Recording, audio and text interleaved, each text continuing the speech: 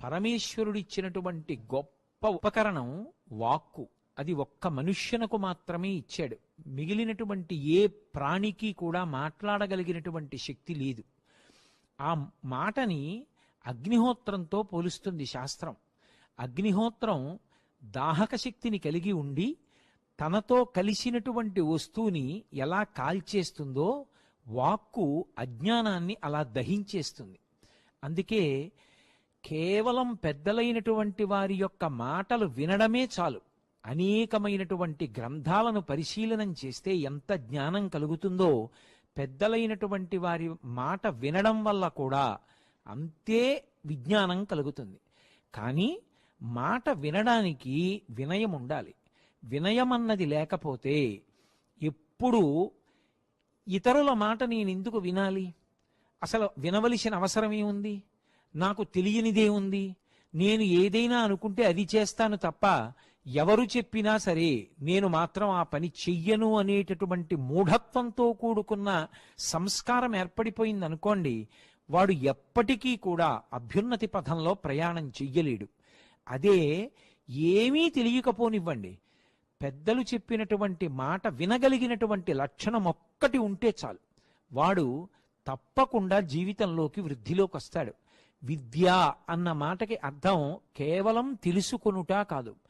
ఏది తెలుసుకోవాలి అంటే, విద్యావంతుడైన వాడికి మొదట తెలియవలసిన విషయం కానీ తెలిసే విషయం కానీ ఏమిటంటే, నాకు తెలియనివి ఎన్నో ఉన్నాయి.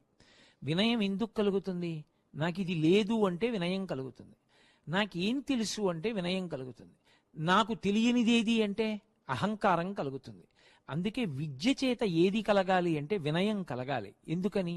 నేను ఒక 4 పుస్తకాలు చదివాను అనుకోండి, 4 పుస్తకాలు చదవగలిగాను. ఎన్ని చదవవలసిన పుస్తకాలున్నాయి, ఇన్ని శాస్త్రాలున్నాయి, ఎంతమంది మహాత్ముల జీవిత చరిత్రలు ఉన్నాయి.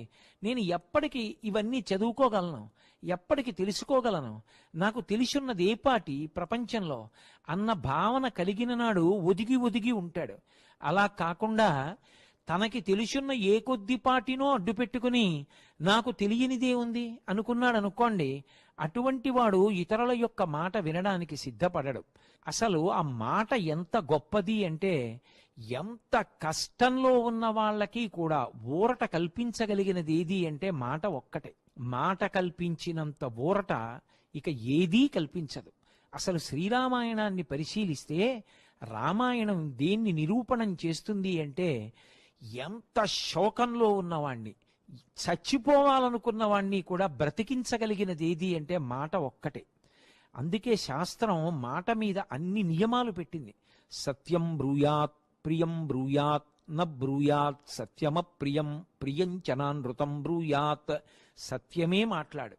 సత్యం మాట్లాడుతున్నాను కదా అని అవతల వారి మనసుకి బాధ కలిగేటట్టుగా మాట్లాడకు. ప్రియం బ్రూయాత్, ప్రియంగా మాట్లాడు. ప్రియంచనానృతం బ్రూయాత్, వాళ్ళకి ప్రియం కలగాలి కదా అని చెప్పి అబద్ధాలు మాట్లాడకు.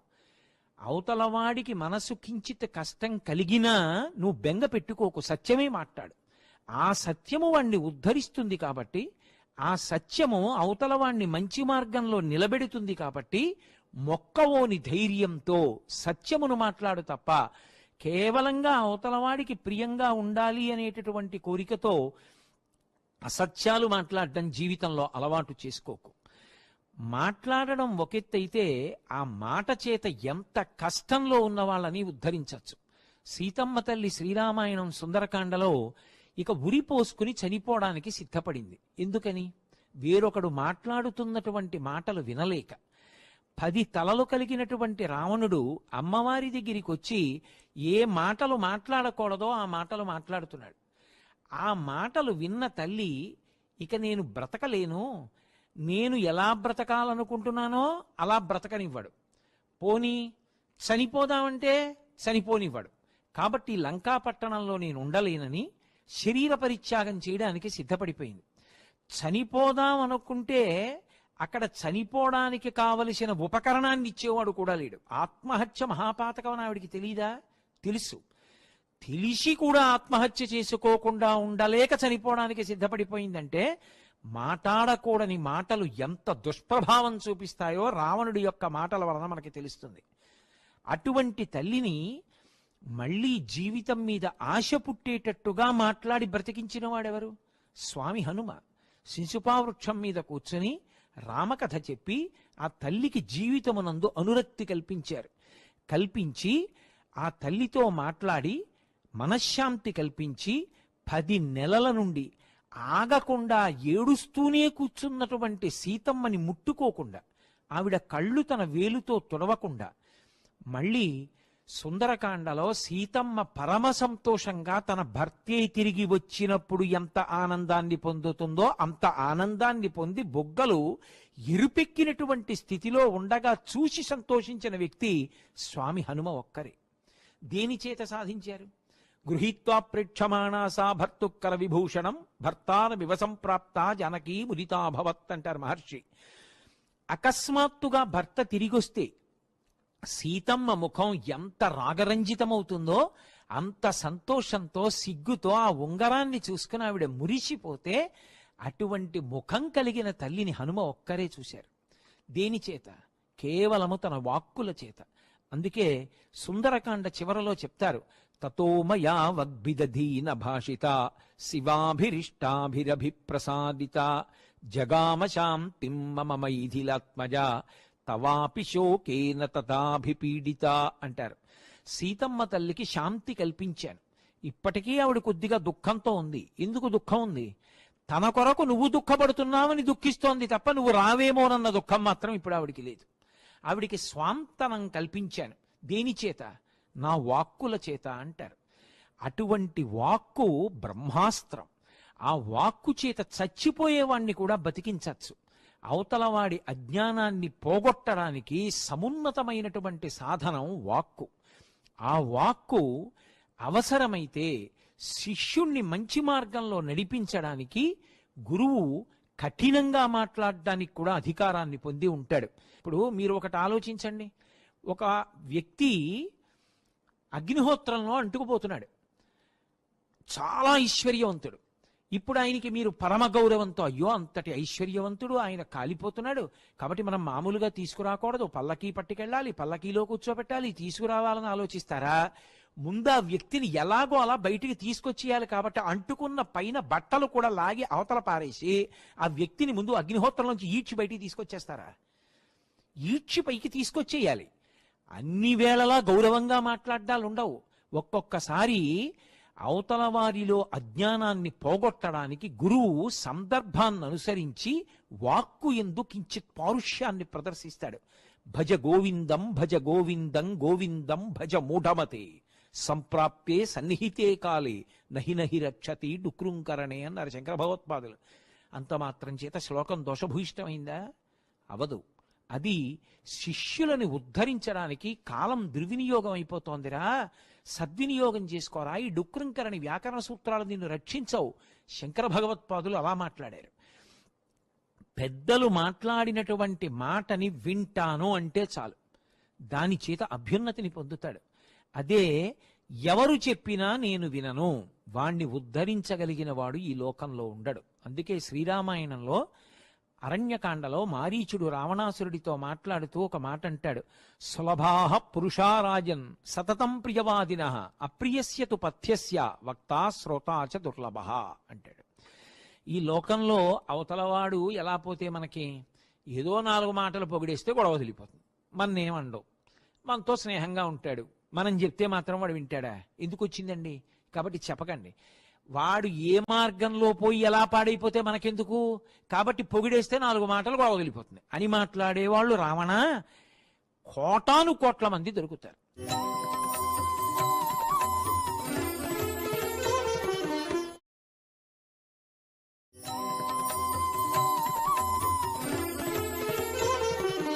సతతం ప్రియవాదిన, ఎక్కడికి వెళ్ళి నీకు ఎవరు దొరుకుతారంటే, నువ్వు తప్పు చేస్తున్నా, అబ్బే చాలా మంచి మార్గం అండి, అలాగే ఉండండి అని చెప్పేవాళ్ళు దొరుకుతారు.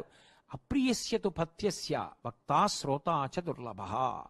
నీ అభ్యున్నతిని కోరి మాట కఠినంగా అనిపించిన, నీ క్షేమం కోసం మాట్లాడేవాడు దొరకనే దొరకడు. ఒకవేళ అలా దొరికిన వినేవాడు ఉంటాడు. నిజంగా అలా మాట్లాడగలిగినటువంటి వాడు, అంత ధైర్యంతో చెప్పగలిగిన వాడు, ఆ ఆర్తిని అర్థం చేసుకుని వినగలిగిన వాడు దొరికితే అది క్షేత్రం అవుతుంది. అందుకే లోకంలో ఎప్పుడైనా ఆ ఆర్తితో చెప్పినవాడు, ఆ వినయంతో విన్నవాడు దొరికితే అది క్షేత్రమైపోయింది. కృష్ణుడు చెప్పాడు, అర్జునుడు విన్నాడు, భగవద్గీత లోకానికి అందింది. పరీక్షిత్ అడిగాడు, శుకుడు చెప్పాడు, భాగవతం లోకానికి అంతటికీ పనికొచ్చింది. యుద్ధభూమిలో రాముడికి అగస్త్యుడు చెప్పాడు, రాముడు విన్నాడు, ఆదిత్య హృదయం ఎప్పటికీ అందరికీ పనికొచ్చింది. అసలు వినేవాడు ఒకడు ఉంటే కదా చెప్పేవాడికి చెప్పాలన్న ఉత్సాహం కలిగేది. అసలు వాడు విననే వినడు, చెప్పేవాడు చెప్తే మాత్రం ప్రయోజనం ఎక్కడుంది? గింజ రాతి మీద ఉంటే వర్షం పడ్డా మొలకలెత్తదు, అది భూమిలో ఉంటే ఒక్క వర్షం పడ్డా సరే మొలకలెత్తుతుంది. అసలు ముందు మనుష్యునకు ఉండవలసిన ప్రథమ లక్షణం ఏది అంటే, నేను వింటాను, అవతల వాళ్ళు చెప్పిన మాట వింటాను. అవతల వాళ్ళు చెప్పిన మాట సహేతుకంగా ఉంటే, నాకు వృద్ధిని కల్పించేదైతే నేను తప్పకుండా పాటిస్తాననేటటువంటి లక్షణం ఉండాలి. కొందరి విషయంలో నీ బుద్ధితో విచారణ ఉండకూడదు. అవతల వాళ్ళు నా మంచి చెప్పారా చెప్పలేదా అని జీవితం మొత్తం మీద ఆలోచించవలసిన అవసరం లేని వాళ్ళు ముగ్గురే.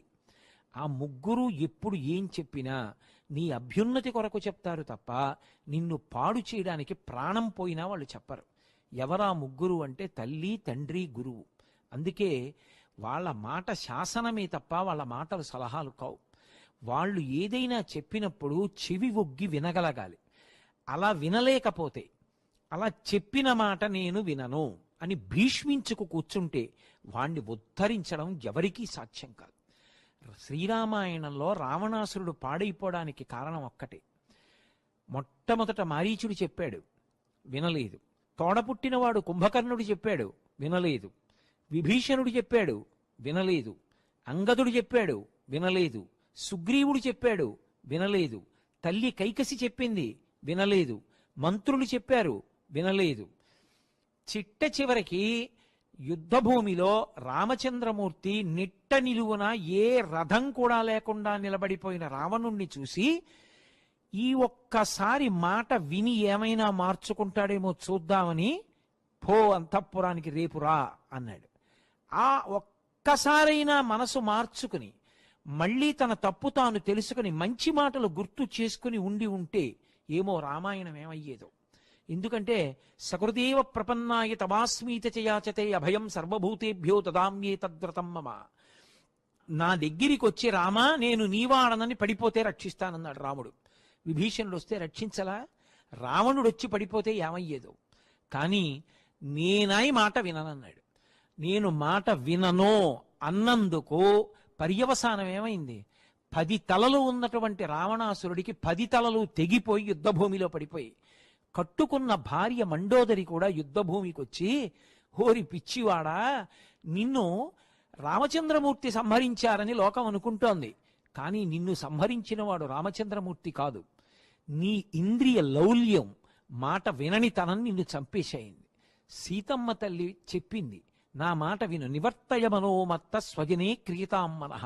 నీ వారి యందు మనసు పెట్టుకో, ధర్మం అయిపోతుంది. పరకాంతల యందు మనసు ఉంచకు, అది అధర్మం కట్టి కుడిపేస్తుందని చెప్పింది. ఆ తల్లి మాట వినుంటే సుందరకాండలో ఏమయ్యేవాడు? మాట విననితనం శ్రీరామాయణంలో రావణాసురుణ్ణి సర్వనాశనం చేసేసింది. అలాగే మహాభారతంలో దుర్యోధనుడు. మహర్షులు బయలుదేరి వచ్చారు. మహర్షుల యొక్క ఉద్దేశం ఒక్కటే, అయ్యో సంస్కరిద్దాం, బాగుపడేటట్టు చేద్దాం, వాణ్ణి మంచి మార్గంలో నడిచేటట్టు చేద్దాం, అంతక తప్ప స్వార్థం ఏముంటుంది వాళ్ళకి? అందుకని ఒక మంచి మాట చెప్పారు, నా మాట విను, పాడైపోతావు, వద్దు, చక్కగా ధర్మరాజు గారికి ఇవ్వవలసినటువంటి రాజ్యభాగాన్ని ఇచ్చేసి ధర్మాన్ని నమ్ముకో, అన్నీ వినన్నాడు. విని చాలా బడాయిగా మెట్ట వేదాంతం అంటారు, తనకే తెలిసిన్నట్టు అవతలవాడికి తెలియదన్నట్టు ఒక విచిత్రమైన వాదన ప్రారంభం చేశాడు. జానామి ధర్మం నచమే ప్రవృత్తి, జానామ్యధర్మం నచమే నివృత్తి, కేనాపి దేవేన హృది స్థితేన యథా ప్రవృత్తోస్మి తథా కరోమి అన్నాడు.